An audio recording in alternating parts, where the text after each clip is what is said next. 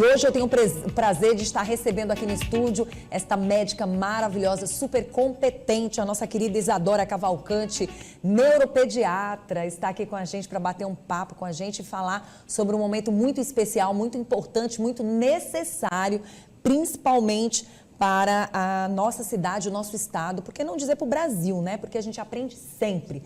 E hoje ela está aqui com a gente, porque hoje nós vamos entender um pouco mais sobre as estratégias práticas para a inclusão realmente de crianças com TDAH e também TEA, principalmente nesse ambiente escolar, nessa parte mais social, que eu acredito que seja o que é mais difícil para os pais e para os próprios coordenadores, professores, para a própria família, não é verdade? A sociedade precisa entender melhor essas crianças para ter dias melhores para todos, não é verdade, doutora? Seja bem-vinda. Olha, obrigada pela oportunidade, pelo espaço para a gente estar falando sobre um tema tão relevante, né? E sim, a escola, o ambiente pedagógico acaba sendo muito importante para nos auxiliar, porque às vezes quem percebe o primeiro sinal, o primeiro ponto de alerta são os professores. Verdade. Porque os professores estão no cotidiano, estão no dia a dia, né? Às vezes a família não percebe e os professores têm esse papel importante de comunicar e conversar com a família de que, olha, vamos rever, vamos encaminhar para um profissional, para um neuropediatra, porque algo não vai bem com o fulaninho. Algo não vai bem na aprendizagem do fulaninho comparada com os pares, com os colegas da sala de aula. Alguns comportamentos inerentes, atípicos, os próprios professores percebem e eles são um ponto de partida para o primeiro olhar da família. Olha, é tão bom a gente conversar sobre esse assunto. Eu até fico arrepiada porque eu acho que a gente tem avançado muito. E a gente vai falar do diagnóstico, nós vamos falar como as pessoas podem perceber. Tanto os professores, os coordenadores, nós sabemos que não é fácil e a partir do momento que você tem o conhecimento, a partir do momento que você entende, fica mais fácil para toda a sociedade, inclusive para quem tem o TDAH e para quem tem o TEA e justamente para os pais e toda a sociedade. Teresina, na verdade, vai receber a segunda edição do simpósio piauiense de TEA e TDAH, que vai acontecer no dia 19 de abril. E aí a gente já chama atenção para as pessoas entenderem. E para a gente entender, a gente trouxe essa grande especialista. O Piauí tem os melhores profissionais de saúde do Brasil. Há quem diga até do exterior. Nós temos os melhores profissionais e cada dia vai avançando mais e mais, não é por menos que muitos desses momentos especiais estão acontecendo dentro do nosso estado. Antes a gente tinha que sair. Sim. Hoje estão vindo para cá. Então a gente fica feliz, parabeniza você Obrigada. Em nome dos demais profissionais. Explica para a gente qual é o diagnóstico, como a gente pode entender melhor o que é o TEA e o TDAH. Por que eu estou falando sobre isso, doutora? A gente precisa muito aproveitar um momento como esse para a gente alertar a sociedade. Quando eu vou conversar com as mães, ou quando eu vou conversar com as amigas, as pessoas falam, meu filho tem TDAH, minha filha tem TEA, meu filho passa por isso, meu filho passa por aquilo. É muito distante do que nós precisamos entender para ajudar essa criança perante toda a sociedade, para que ela não venha passar por bullying na escola, para que o bullying não vá para outras crianças e essas crianças vivam melhor dentro desse âmbito escolar. Isso. Eu queria muito que você falasse. Olha, a gente tem que entender que hoje o excesso de informação virou uma desinformação. Nossa, demais. Né? Isso que acontece, porque meu filho tem diagnóstico tal, tem TEA, tem TDAH, tem uma dificuldade.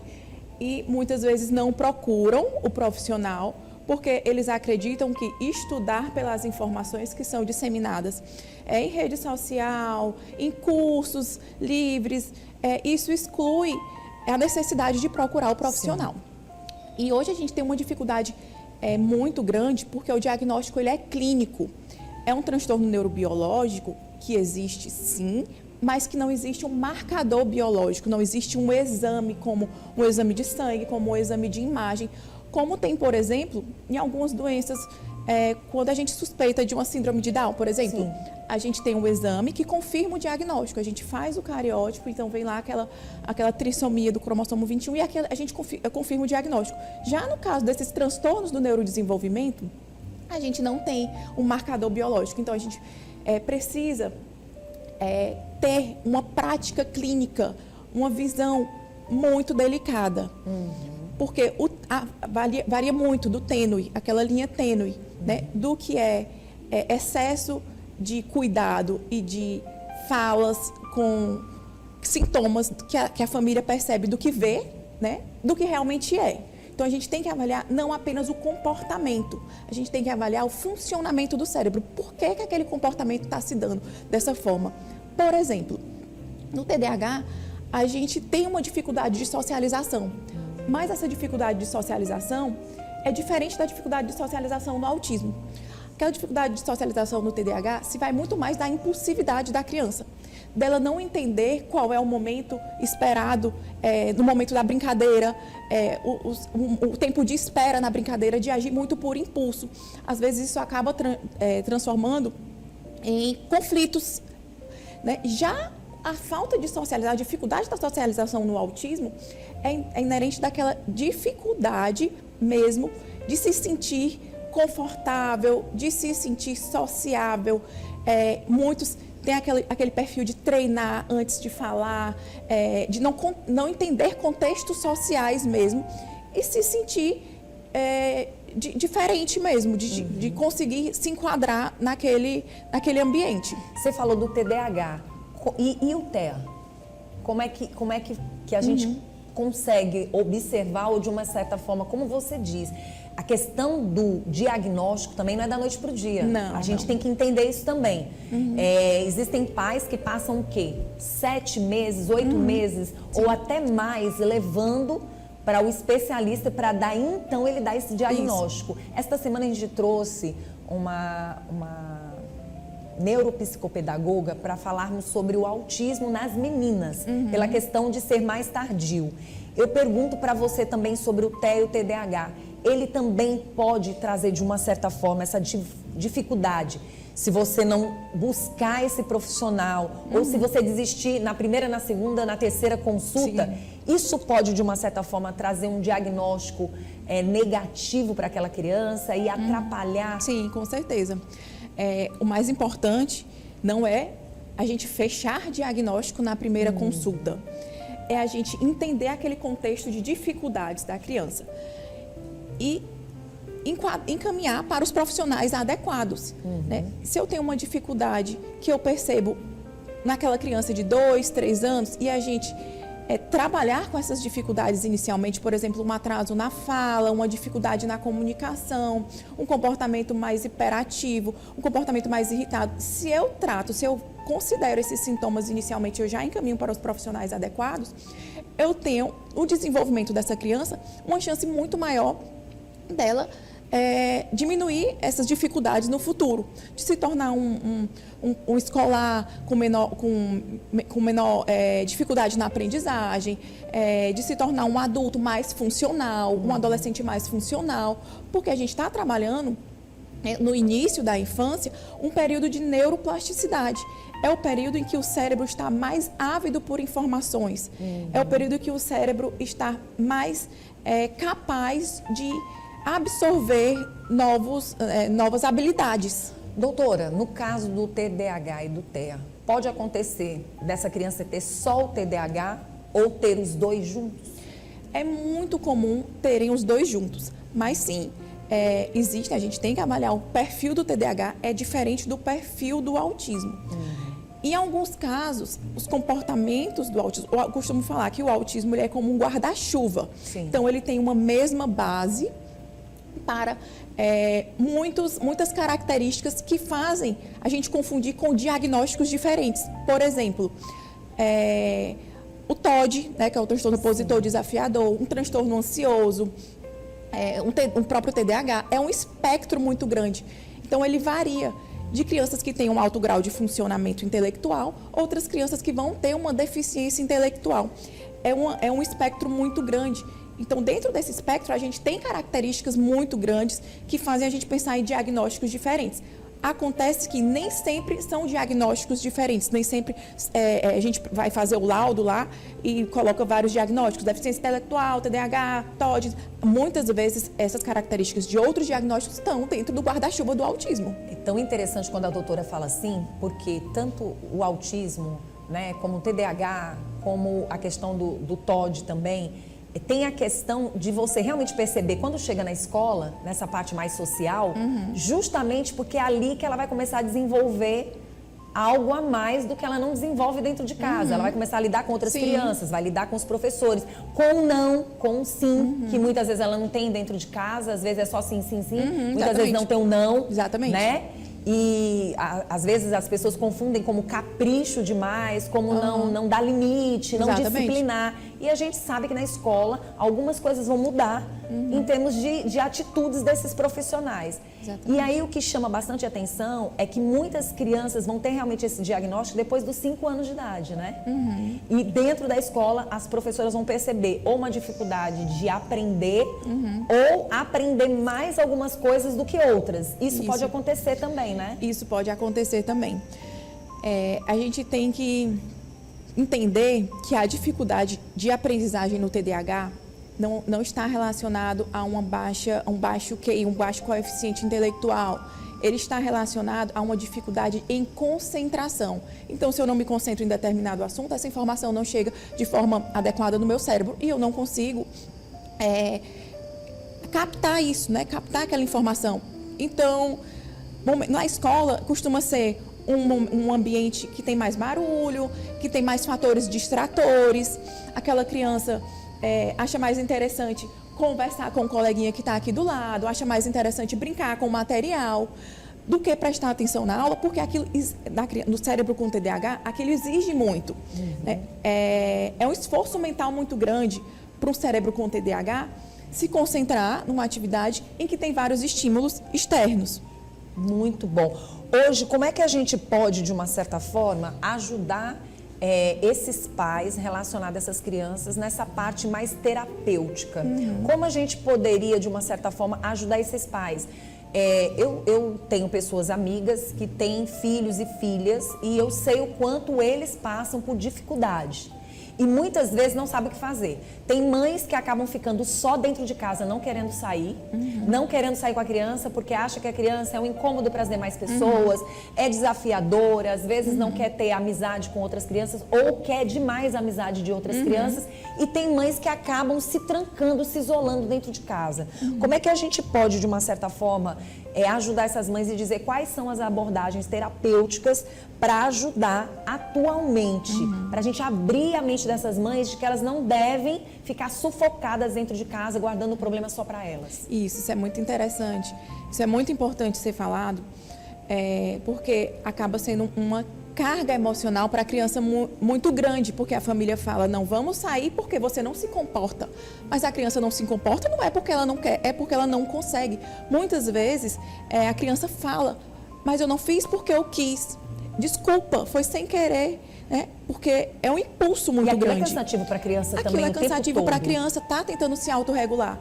E aí não existe uma receita de bolo, não existe, doutora, por favor, uma medicação, passe um remédio para essa criança se controlar. Não existe uma receita de bolo, né? Então, a gente tem que alinhar fatores ambientais, como estabelecer rotinas, como ter horários programados, fazer combinados do que vai acontecer durante o dia.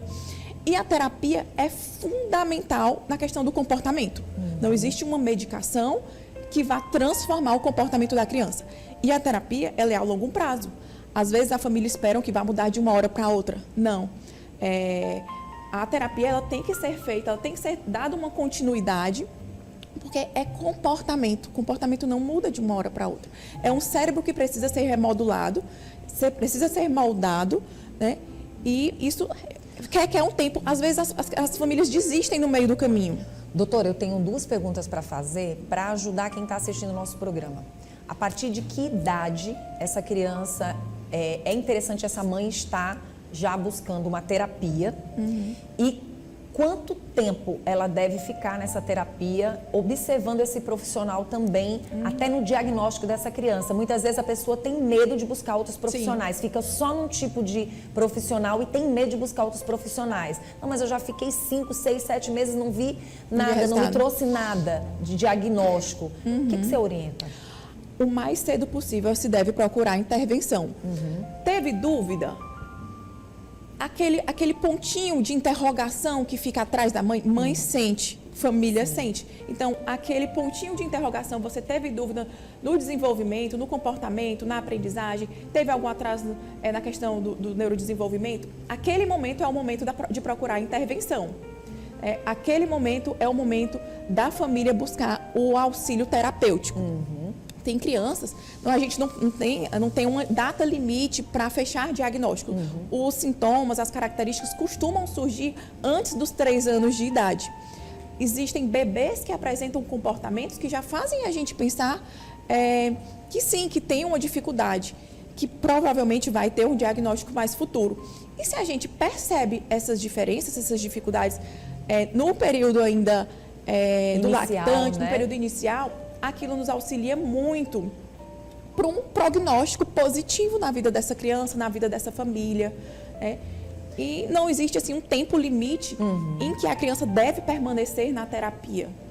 As terapias são conjuntos. Na verdade, o tratamento funciona numa tríade. A família, os terapeutas, a escola e os profissionais da saúde, né? Os terapeutas, o neuropediatra que precisa estar passando com regularidade para a gente avaliar se as intervenções estão funcionando, porque dentro das intervenções existem várias abordagens. A que tem maior nível de evidência científica é a abordagem ABA, né? Que é a análise do comportamento aplicada. Então a gente tem que entender, porém a criança, ela varia de fases, né? Ela chega na adolescência e aquele tipo de intervenção já não está mais sendo tão eficiente. Então, é hora da gente voltar, rever o que é que está com maior dificuldade para orientar melhor terapia, melhor condição que ela vai se adequar. Muito bom. Aí eu queria que você falasse sobre a questão, você estava falando agora há pouco sobre a questão da medicação, que os pais também devem ficar atentos relacionado a isso. Não, meu filho começou a tomar medicação, ficou bem, mas de repente não está tão bem assim. E aí você falou sobre a questão do uso da medicação. Tem que saber realmente qual é o mais indicado e quais são esses critérios, né? Para que as pessoas não se iludam só em utilização de remédio e nada mais. Isso. A medicação não faz milagre, a gente precisa ter uma intervenção terapêutica, psicólogo, psicopedagogo, terapeuta ocupacional, fono, para nos ajudar nessa questão do comportamento. E a gente tem que avaliar o momento certo de indicar a medicação. Muito bom. Óbvio que quando essa criança está tão descontrolada, tão desatenta, tão hiperativa, tão desregulada emocionalmente, que não consegue permanecer nas terapias, a gente precisa medicar, porque eu preciso que ela tenha um aproveitamento durante as terapias, né, para que ela consiga absorver. Então, eu preciso entender o contexto, se essa agitação, se essa falta de atenção está intervindo durante o momento terapêutico. No dia a dia você acaba convivendo com muitas pessoas e você acaba observando e de uma certa forma a gente como comunicador, de tanto trazer vocês que são profissionais, a gente quer ajudar a sociedade também, os amigos, as parceiras. Quando aquela criança é uma criança que ela nunca consegue se satisfazer ou se contentar com o que ela está fazendo, por exemplo, ela brinca com algo, deixa de brincar com aquilo, quer sair logo daquilo, já quer partir para uma outra brincadeira, daqui a pouco ela quer outra coisa. Sim. E se tem um não naquele momento, é como se fosse algo desafiador, né? Nesse caso, essa mãe, como ela pode lidar com situações assim? Porque muitas vezes é nesse momento que ela acaba se isolando. Sim. Não vou levar para dentro de casa porque eu evito os problemas. Ela acha que dentro de casa ela vai estar resolvendo. Nesse caso, como ela pode se comportar diante de uma criança dessa? Então, o que a gente precisa entender para aquela família, para aquela criança, é que eles precisam de qualidade de vida. E não é isolando a criança que a gente vai conseguir ter uma qualidade de vida. A criança precisa brincar, precisa gritar, subir, correr, interagir com outras crianças, porque ela aprende com o olhar, ela aprende com a imitação. Então, se ela está no meio em que a família se isola, não tem com outras crianças com quem ela se espelhar. A forma de brincar, a forma de se comunicar. É muito importante que essa criança esteja inserida num ambiente típico, né? Senão ela vai descarregar no momento, na primeira oportunidade que ela tiver saindo de casa, né? Exatamente. Muito interessante. E aí a gente chama atenção para as escolas, chama atenção para a família, para os pais, para a sociedade, que tenha mais conhecimento sobre o assunto, né, doutora? Isso. Porque vão poder lidar e conviver nos ambientes. Hoje, qual é a maior dificuldade que a doutora vê relacionado a esse diagnóstico também, não só clínico, mas também de ajuda dentro da escola e da socialização? Como é que a doutora consegue observar o que está mais difícil e quem tem mais que ter esse conhecimento? É a escola? A gente não pode dar a função da escola, porque a escola é um ambiente pedagógico. Sim. Né? A escola não está preparada para clínica. Sim. A escola é um ambiente pedagógico, mas a escola ela tem essa capacidade de entender que aquela criança não vai bem em determinados pontos e que é a hora de conversar com a família para entender se é alguma alteração na dinâmica familiar, se é alguma alteração na rotina, e entender o momento de encaminhar um neuropediatra para fazer aquela avaliação. Porque, às vezes, a questão do mau comportamento, a questão da má aprendizagem, a questão da dificuldade na socialização, vem não por conta do transtorno neurobiológico, mas de uma alteração ambiental. Né? Dessa questão porque é muito agitado, porque é muito inquieto, então eu não vou sair de casa. Então, aquilo vem muito do ambiente daquela criança. Então, a gente tem que diferenciar essa questão do que é realmente um transtorno neurobiológico, do que é um comportamento inerente do ambiente que aquela criança vive, dos limites que são passados para aquela criança, né? Então, a gente precisa entender. Eu acho que hoje, doutora, eu acho que a maior dificuldade de um pai, de uma mãe, muitas vezes até da própria escola, é como saber lidar e como saber, de uma certa forma, dizer o não e o sim na hora certa. Eu acho que essa é a maior dificuldade que as pessoas acabam tendo, mas a gente sabe que tem aí esse momento que Teresina vai receber aí, essa segunda edição aí, que já vai ajudar mais ainda com mais informações, né, doutora? É como eu costumo dizer, o excesso de informação às vezes acaba sendo uma desinformação, porque depende do profissional que está passando aquela informação. A gente está preparando um curso, né, o simpósio que vai acontecer no dia 19 de abril, que são com profissionais que têm experiência clínica, que têm uma experiência prática nesse assunto, que são profissionais que lidam com isso no dia a dia. Então, a gente quer passar para a população informações que tenham uma base na evidência científica, de forma prática, não muito técnica, para com que essa população consiga compreender, né, e saber diferenciar o que é o típico do que é o atípico na prática. Muito bom. Eu quero agradecer pela sua presença, chamo a atenção mais uma vez para esse simpósio piauiense que vai acontecer do TEA e também do TDAH no dia 19 de abril. Isso. E a gente quer agradecer aqui pela sua presença, por estar nos ajudando, e saiba que o Bom Dia realmente veste a camisa e as mães, a sociedade, os colégios podem contar com o nosso programa, que a gente faz questão de se comunicar para a sociedade dessa forma. Obrigada de verdade. Eu que agradeço a oportunidade. Eu gostaria de convidar todos, profissionais da área da saúde, familiares, professores, para esse momento de aprendizagem sobre o TEA e sobre o TDAH, que vai ser muito importante para a comunidade.